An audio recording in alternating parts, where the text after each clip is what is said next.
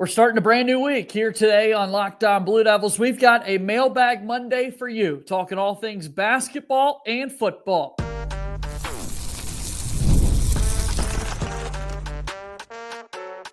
You are Locked On Blue Devils, your daily podcast on the Duke Blue Devils. Part of the Locked On Podcast Network, your team every day.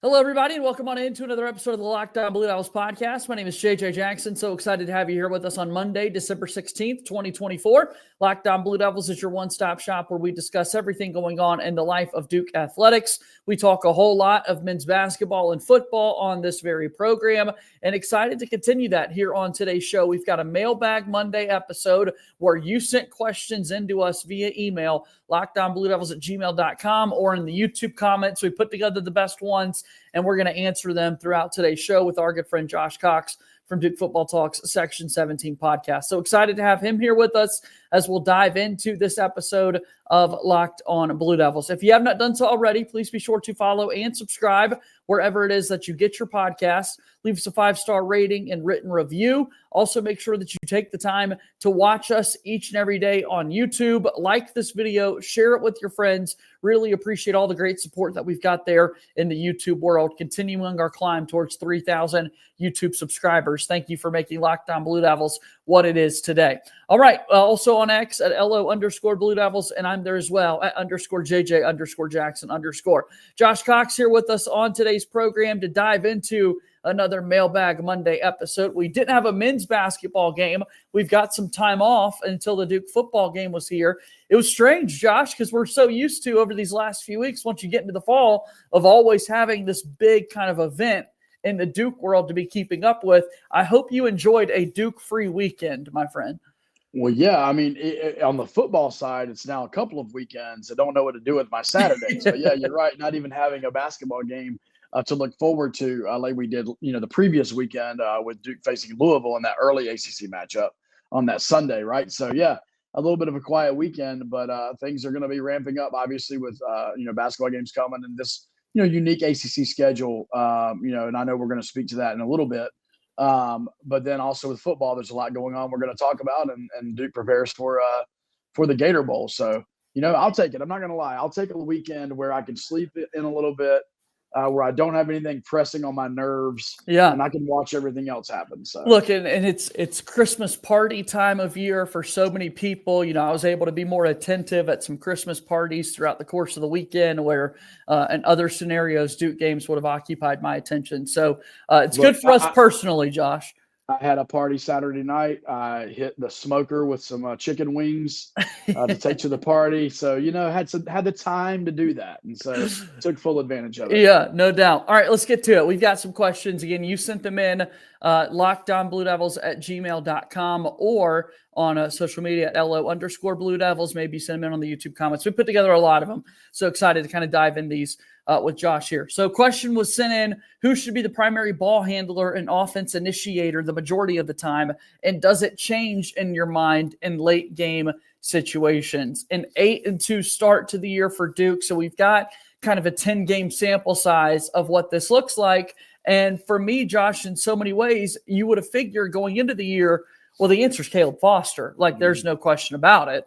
That's what we talked about since he decided he was going to come back to Duke for his sophomore year, not enter the transfer portal, not transfer, not do anything like that. But it's been a slower start to the year for Caleb Foster. He's coming off a game in which he shared the ball quite well against Incarnate Word last week. But this one is interesting, man, when you kind of look at what Duke has been able to do offensively, because there have been so many different ball handlers between Foster and James and Knipple. Cooper Flagg has it in his hands a whole lot. I'm forgetting Tyrese Proctor.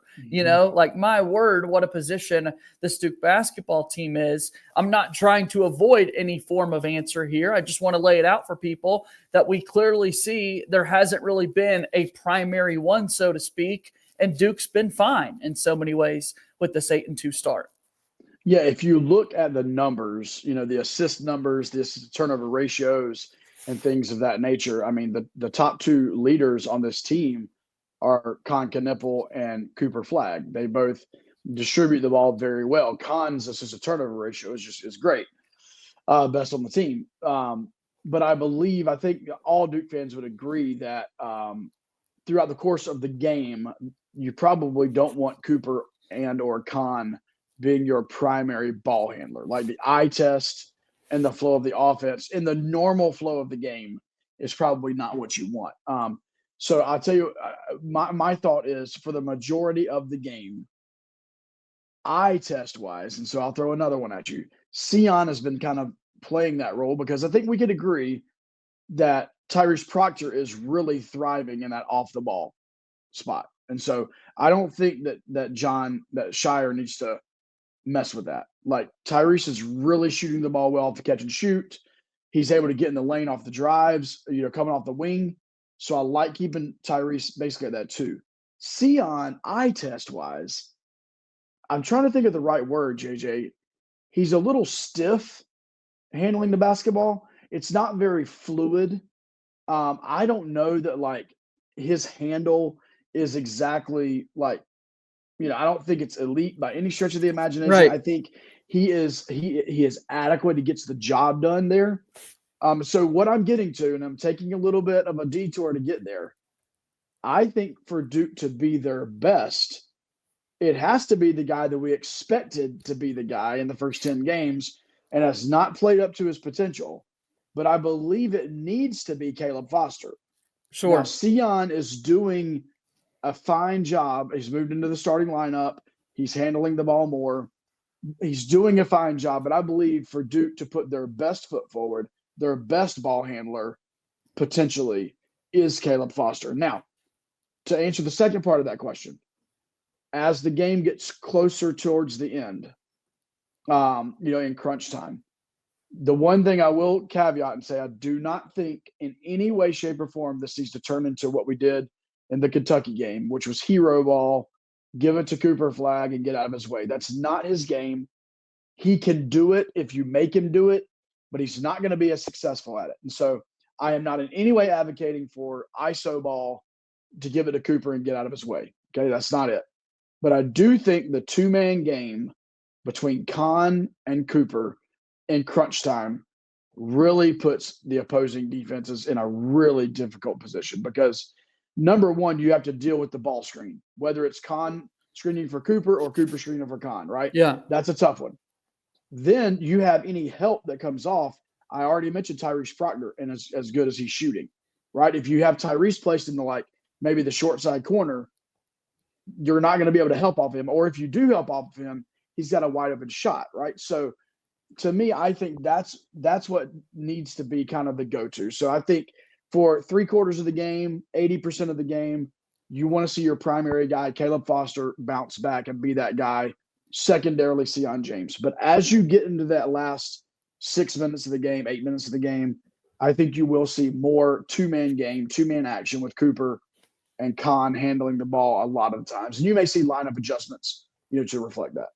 Without a doubt. I'm very curious to see what this next kind of 10 games looks like for Caleb Foster in so many ways to make us feel a bit more better knowing who it's going to be. And then at the end of the day, Cooper Flagg is Cooper Flagg. Let's let him kind of do what he does and go from there. So love that question. All right, next we're asked, what will knock the Duke offense up another level? What will it take for the Duke offense to go up another level? This is it. Yeah, I mean, that's where I was going. We're shooting for folks that are listening to the podcast form of this. And TJ, I think are you a lefty? I am lefty. Yeah. Thank you for catching that, wow, man. I did catch that. I'm like, okay, all right, little Taylor King. Taylor King, Luke Kennard. Yeah. Over there. But, Rodney Hood. Rodney Hood. There you go. There you go. So many of them. So I think shooting is the obvious answer there to take the offense up another level.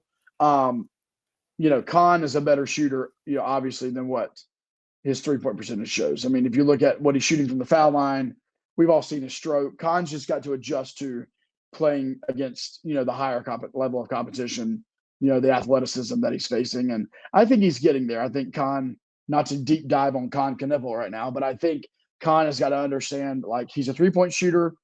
He's a drive and pull up guy, but he's not a drive and get in the lane guy.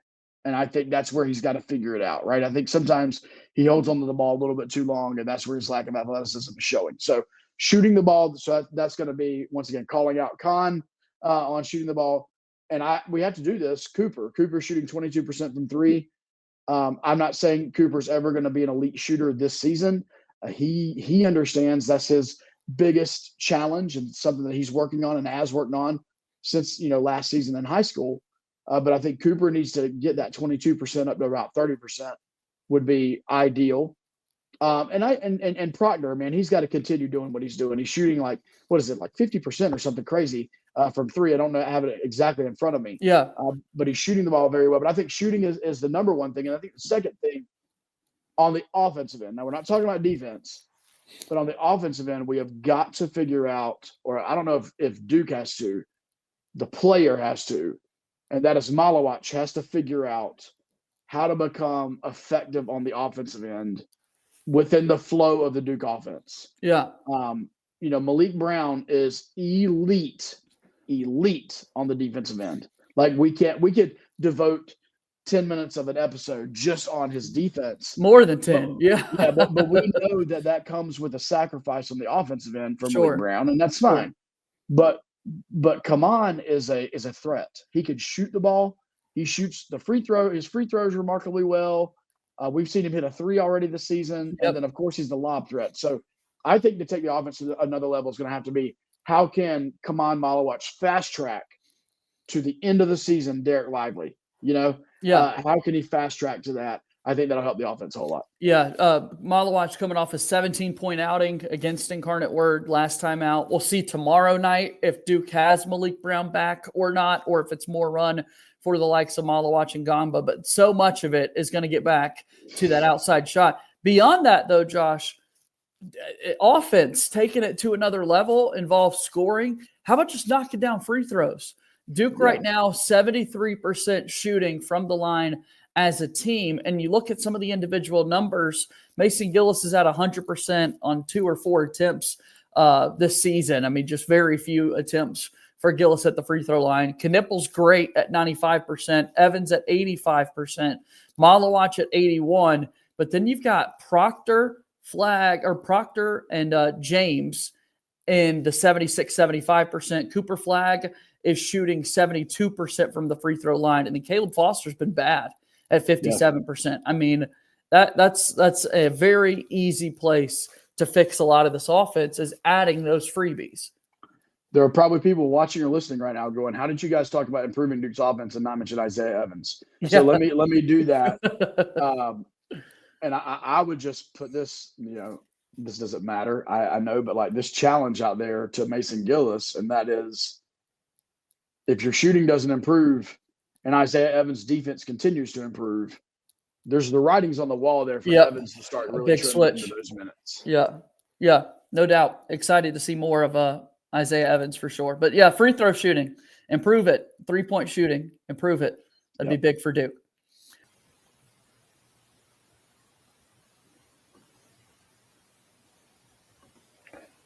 Today's episode of Locked On Blue Devils is brought to you by our friends over at FanDuel. This is America's #1 sportsbook.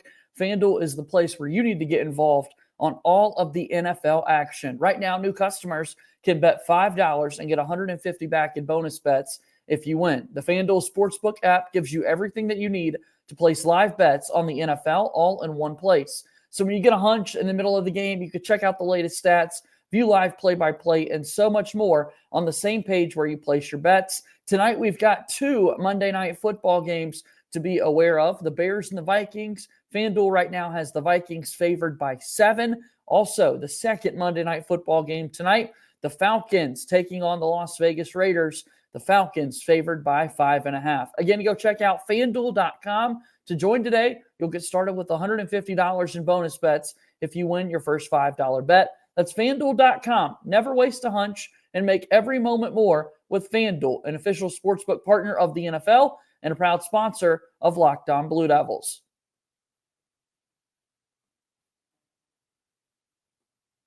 All right, our Mailbag Monday today, talking all things Duke basketball and football. We've got a football question now. Big week last week. Quarterback on campus, a new one at that. He's at the basketball game. Duke's officially announced his addition to the University and roster.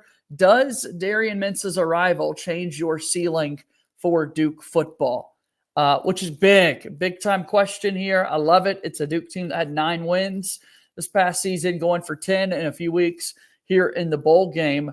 And I think it kind of does, Josh, slightly, but I do think that there is room to be super excited about what Mensah can be. I think what we saw this past year in the first year, Manny Diaz, even beyond Mensah, the recruiting class that he was able to put together, there's going to be more transfer portal movement in the form of additions for the Duke football team going into next season. But his arrival alone, playing the most important position on the field, I love it. I love what he's going to be able to bring to this offense. Certainly. I mean, he is a perfect fit for what Duke wants to do on offense. I know that Duke really rests highly on some advanced analytics to determine these types of things, and that Mensah is a perfect fit for those things. So if the question is, does it change the ceiling? It does. Now, the question did not make us say what that ceiling is, but I would say if you were to ask Manny Diaz what that ceiling is for next year, it is absolutely ACC championship. It is absolutely to make it into that college football playoff. And right. I think what you had this season, JJ, is you had a football team that was pieced together in the portal at the last, honestly, really in the second portal opening. And this coaching staff got a late start. I mean, at this time last year, Manny had just been announced as the coach. There was none of this. And so meaning after the spring football period, right? We'll go through spring, we'll play a spring football game, and then over the summertime before you get set for that fall semester, a lot of players jumping in. Yeah, and that's what happened last season. I mean, you remember in spring ball, I mean, the offensive line couldn't even run up against each other. There was like 5 of them there total when they were healthy. So all that to say, you add a quarterback that you feel like really can run your system properly. You add a full portal window. And I don't see why the ceiling cannot grow from 9 wins in the regular season to making that next step into the ACC championship game. Now, I say that, JJ, and on every Locked On, podcast in the ACC, they're interviewing someone about next year's football, and they're saying the same thing. Okay, like because of the way NIL is and the way the transfer portal is, you are 1 year away from being right in contention. I mean, Indiana proved it by bringing in Kurt Signetti, and then the influx of guys that came into Indiana through the portal. Obviously our rivals down the street brought in Bill Belichick. Yep. They can turn that stuff around very quickly. So, all that to say, realistically, there's going to be other teams that feel the same way about their program. But I do think that Darian Mensah gives Duke an opportunity to take the next step on offense. We trust Manny Diaz and Jonathan Packey to continue the defense. And so that's a recipe for 10 wins plus in the regular season. All right, I love that question. Let's keep it moving. Again, we're jumping back and forth, football, basketball. A lot of great questions were sent our way. LockedOnBlueDevils@gmail.com. And then also anything that you sent on X at LO_Blue Devils. Next question that we're asked, what is the next must-watch game on the docket for men's basketball? So we'll have the schedule scrolling across the bottom of the screen here, getting you through these next couple of ones with George Mason and Georgia Tech on the docket for Duke. But for me, Josh, I think we got to turn the calendar. I think we got to get into the new year before it's truly one of those big tests, the next watch ones. I'm looking at Tuesday, January 7th, when Pitt comes to Cameron Indoor, another Jeff Capel reunion for me, a team that's already been ranked in the top 25 so far this season. Even before that, Duke's next road ACC game on January 4th is at SMU.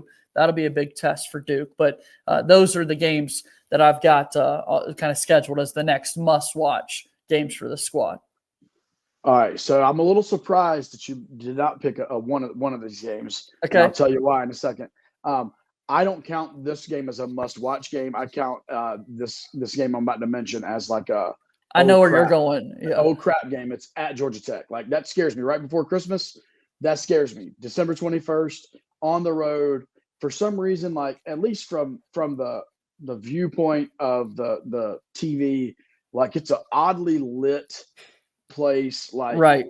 whatever. It's similar to the Virginia Tech when we're up there. But the one I'm going to say is Virginia Tech, and I thought this is where you were going to go because I knew you would say that. Your boy is at Virginia Tech, Jaden Shute. It's fair to say he's going to play more in Cameron Indoor in this game than he did. That is a fair point. You will see Jaden Shute on the floor more in this game than you may have seen him on the court when he was a Blue Devil. But listen, good for him. Like, so happy for him that he's, obviously found a place where he can contribute. That game is my game that I would say is the most watched game because it's New Year's Eve. It's December 31st. Guys are, they're back from the holiday break. It's time to ramp up, right? Like from that game forward, it's time to go. It's a home game. And so it's a reunion game, like I said, for Shute. So I'm gonna say that game that gets us to those January games. For that reason alone, for the Jaden Shute dynamic, because we'll be quite clear, Virginia Tech's been terrible to start the season. Yeah. Some of the losses they've had at home, wow. And it hurts, Josh, because you and I are big ACC guys, right? Like basketball is supposed to be our conference, but we can't have schools like Virginia Tech doing things like they're doing, losing at home in Castle Coliseum. That can be a great environment to Jacksonville, the Dolphins. Like we can't have that happen. No, I agree, JJ. And this is a bigger conversation to maybe even have with your Locked On ACC podcast. But, at the end of the day, Virginia Tech, with all due respect, they downgraded coaching when Buzz was wooed away by Texas A&M, and they've not been able to get back, And so anyway, but that's the must watch game to me, Jaden Shute. And then also, as you mentioned, it should be a get right game, right? That should be a game that's like, this is a get right, get us ready for January. It's New Year's Eve. You showed up early to the New Year's Eve party, right? You're watching that game before you're, watching Ryan Seacrest, count it down. And so that's my most watched game, and I stand by it. I love it.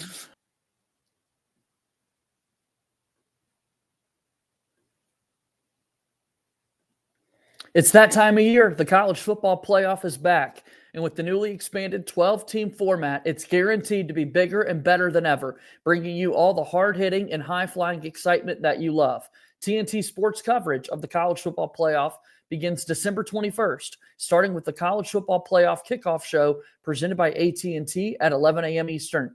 Leading into our first matchup, the Southern Methodist University Mustangs battling the Penn State Nittany Lions at noon. Then the Clemson Tigers look to upset the Texas Longhorns in a showdown at 4 p.m. Eastern. Don't miss a moment of the action. Watch the College Football Playoff presented by Allstate live on TNT, True TV, TBS, and Max.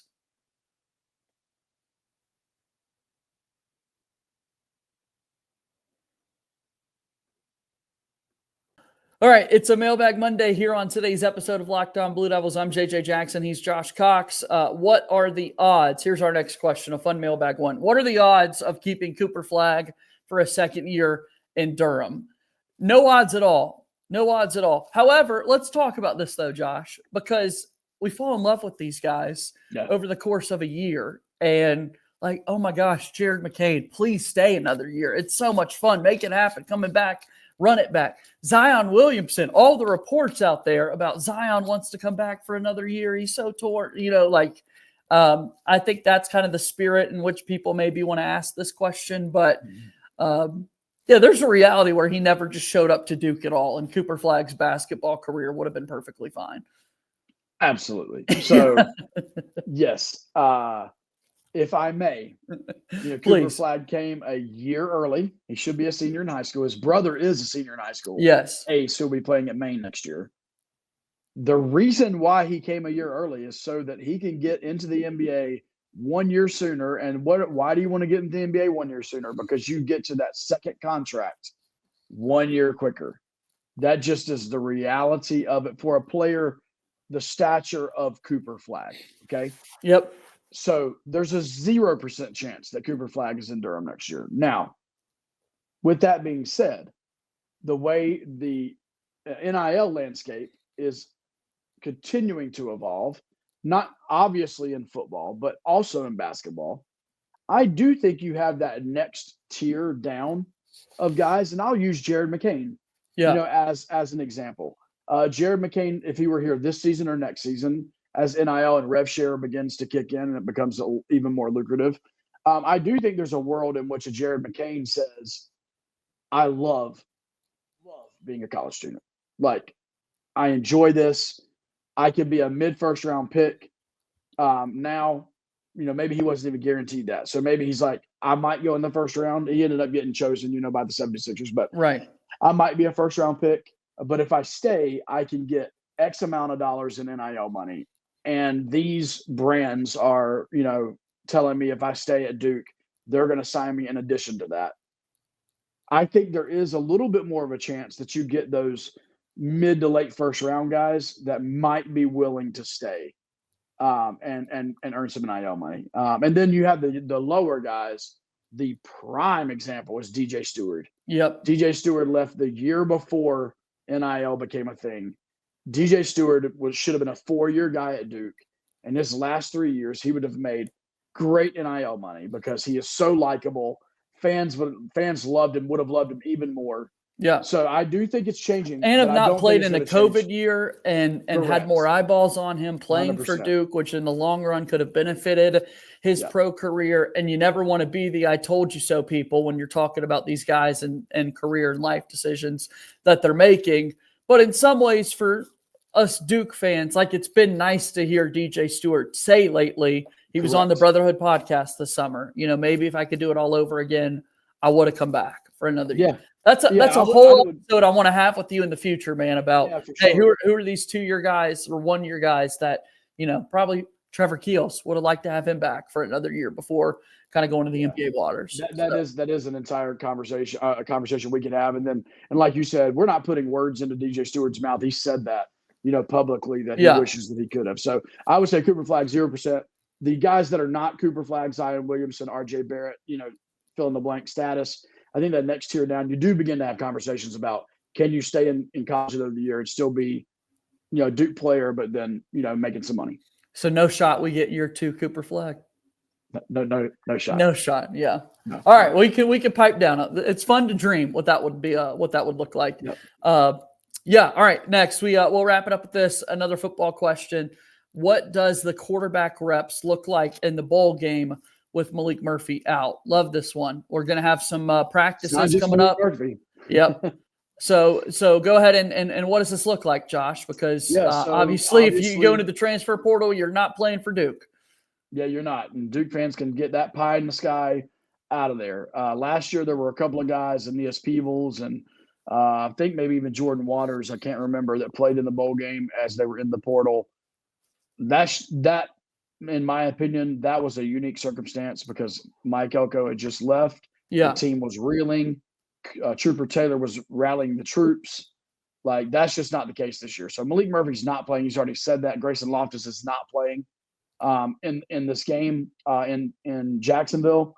So that leaves the only scholarship quarterback is Henry Beelan, who has proven that he good for him. Yeah. He can QB. And then another guy just to keep your eye on a little bit. He's a transfer, and I forget which D2 school he came from, but Cole Kinnan is his name. Just keep your eye on that. I think there may be some potential that there's a drive or two for him or a package that they run for him. And I'll be honest with you, I'm not even aware enough of his skill set. I just know that evidently his skill set could be a little bit different from Henry's. And so it could, be a little bit of a changeup or a curveball that's thrown. But that's going to be your main guy, Henry Beelan, and then keep your eye on a walk-on Cole Kinnan. Well, how about this? Connor O'Neill was on the show with us last week, kind of talking about this very topic and floated out, don't be surprised at all in this game coming up against Ole Miss if number 8, Jordan Moore, gets an opportunity to have a couple of packages or two, one last game in the Duke uniform. I'm down for it. I like it, man. We see what he can do with the football in his hands, Josh. Let him cook. I'm down for it. So, and I say this, I'm super tight with Jordan's family. and I have zero. Like, I have not heard anything. I have nothing, right? But like, Jordan is an NFL wide receiver. He's Right. going to be an NFL wide receiver. So like, first of all, Jordan playing in the bowl game is like I'm glad he's, Sure. once again, I'm not even putting words in his mouth, but I'm assuming he's playing in the bowl game. I'm pumped for him to play in the bowl game. I think putting him at quarterback would be like super risky, just for like an injury perspective, from like let's say he throws the ball, like if he stays in the pocket too long and gets popped, like, so that's just the realistic side of me. That's like, That's fair. Thinking about the risk versus reward for that. It's not going to help Jordan, in his draft in any way to stand back in the backfield and throw the ball. All that to say, bowl games are historically, if you're going to pull some rabbits out of your hat, that's the game to do it. And Jordan, obviously, I could see maybe, running in motion, running to the right side, the strong throwing side, and giving him an option to throw the ball down the field. You could see something like that, something unique there. But yeah, once again, I repeat, if Jordan Moore plays in the ball game, which he's not said anything different. If he does, that should be celebrated in and of itself, just because these guys that have the NFL are waiting for them. A lot of them choose to like, hey, I've got enough film. They've got 4 years to look at me. Like, I'm not going to risk, getting injured in the bowl game. Josh Cox, anti-fun is what we're hearing. I want to see it. Listen, I'll tell you what. You know what I'd like to see? Because Cole Kennan, I'm as close to the Duke football team as I can be. I looked at it. Middlebury College is where he played. Middlebury, Vermont is where that is located. The big city of Middlebury, Vermont. What I would love to see, speaking of fun, would be like for that dude, whatever they do with him, if he does anything, to like really actually be successful in this game, and people will be like, who the heck is this guy? Like, and everyone that listens to Locked On is going to be like, they talked about this guy a couple of weeks ago. So that's my goal. Oh, this is awesome. Well, that was fun. Mailbag Monday, always great to dive through those questions. Any future questions, keep sending them to us, lockedonbluedevils@gmail.com. We'll put in some fun ones from time to time as well. So, Josh, how can people best support you? What you got going on in your world? Yeah, first of all, repping the throwback Duke. I love it. So beautiful. From the game, if you remember that from back in the 90s. But no, we do football at Duke FB Talk. And really thankful for the guys there. We talk in depth on Duke football every week throughout the regular season. You can find us on YouTube, just searching Duke Football Talk Section 17 podcasts. And then also during basketball season, do some work with at Duke Report, Freddie Hodges on Twitter. And so really appreciate everything. And I know this is a Monday, but make sure you're following Locked On, you're rating and reviewing and subscribing. We love it. I got it out of the way for you, JJ. I appreciate that. Thank you, Josh. Yep. We'll do this again soon, okay? Hey, have a good one, man. We'll see you. Pal. That's Josh Cox joining us here on today's episode of Locked On Blue Devils, and that'll bring us to a close. Thanks again for your support. As always, subscribe to our podcast feed, subscribe to the YouTube channel as well. As always, go Duke. I'll talk to you tomorrow. My name is JJ Jackson. Thank you, and good day.